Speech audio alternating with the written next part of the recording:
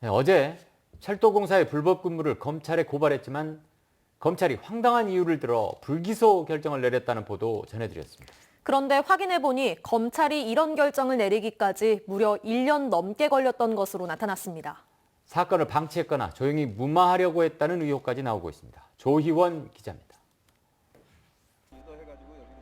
한국철도공사 전남본부의 불법 행위를 알게 된 철도수송원 유균 씨가 고용노동청에 공사를 고발한 건 지난 2018년 4월이었습니다. 철도공사 측도 이를 순순히 인정했고 사건을 검토한 노동청은 4개월도 안 돼 광주지검 순천지청에 기소 의견으로 사건을 송치했습니다. 그런데 이처럼 단순한 사건을 검찰은 무려 1년 4개월 동안이나 붙들고 있다가 지난해 12월 31일이 돼서야 불기소 처분을 내렸던 것으로 확인됐습니다.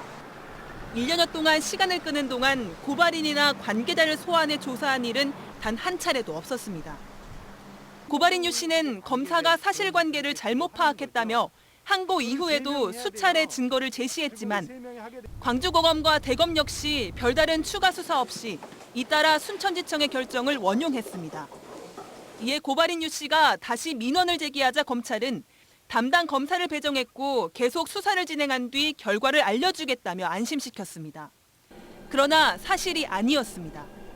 MBC가 직접 확인해보니 담당 검사는 이미 종결된 사건으로 보고 있었고 기록을 검토조차 하지 않았던 것으로 드러났습니다.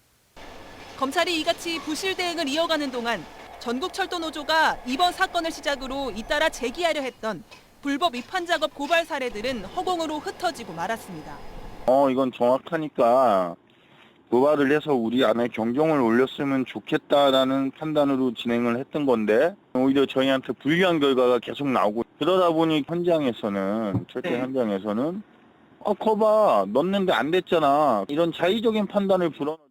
도대체 기소하지 않은 진짜 이유가 무엇인지에 대한 의혹이 커지는 가운데 고발인은 마지막 남은 절차인 헌법 소원까지 불사하겠다는 뜻을 밝혔습니다. MBC 뉴스 조희원입니다.